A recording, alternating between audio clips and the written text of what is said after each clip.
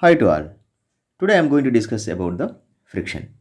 In this video, I am going to define the friction and its formula, factors affecting the friction, and advantages and disadvantages. First of all, think what is friction. If you roll a ball on the surface, the ball gradually comes to rest. That means from the contact surface, it is experiencing the opposing force. This opposing force only called as a friction. So we can define the friction like this. The force which opposes the relative motion between the two contact surfaces. See the direction of frictional force. When the object is moving in the direction of the applied force, the direction of friction is opposite to the motion. And what is the reason for the friction? Yes, when one object is placed on the other surface, the irregularities which present on the two surfaces, these irregularities will get interlock. These interlocks will oppose the motion. This is the reason for the friction. And the formula for the friction is F is equals to mu into N. Here mu is coefficient of friction and N is normal force. That means friction depends upon normal force and the nature of surface. That means how far it is smooth or rough. And remember, friction doesn't depend upon the area of contact. Let's discuss some advantages of friction. Friction helps us in different ways. For example, to walk and to run, we need friction. In the absence of the friction, it's very difficult to walk or run. The friction provides the reactional force which helps us to walk.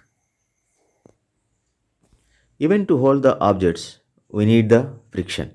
In the absence of the friction, the objects will slip from our hands. The tracks which are there on our fingers provides friction between the object and the palm. Friction helps us to light the matchstick. When the stick was struck against the rough surface of the matchbox, it catches the fire. So due to the friction only, we can light the matchstick. To fix the nail, friction helps us. When you hammer the nail, it penetrates into it. In the absence of the friction, the nail will come out of it. But the friction provides the grip to the nail such that it stays there permanently. Helps in the motion of the vehicles too. In the absence of the friction, the vehicles will slide on the road. The friction between the tire and road helps the vehicles to move safely and even to change the motion also. Friction is necessary to write, even on the paper.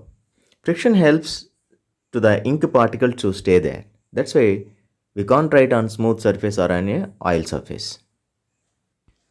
Friction gives firmness to the constructions. In the absence of the friction, we can't place one brick on the other brick. So friction is necessary for the constructions. Without friction, we can't change the motion and we can't stop the vehicle also. When you apply the brakes, the brake pads holds the rim to stop the vehicle. So here friction plays a very necessary role. Till now we discussed many advantages of a friction, but friction has its own disadvantages also.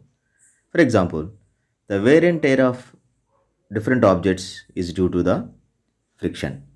For example, we need to change our vehicle tires or a shoe after a certain time because of its decay. This is due to the friction. Friction causes the inefficiency of a machines also. After running for a long time, there may be a generation of the heat or a decay of the smaller parts. This all results in the inefficiency of the machines. Sometimes the heat generated by the friction may causes the huge fire accidents also, like forest fire. Friends, these are the some disadvantages of the friction. As the friction has its own advantages and disadvantages, it is generally called as a necessary evil. Friends, I hope you enjoyed this video. Thank you.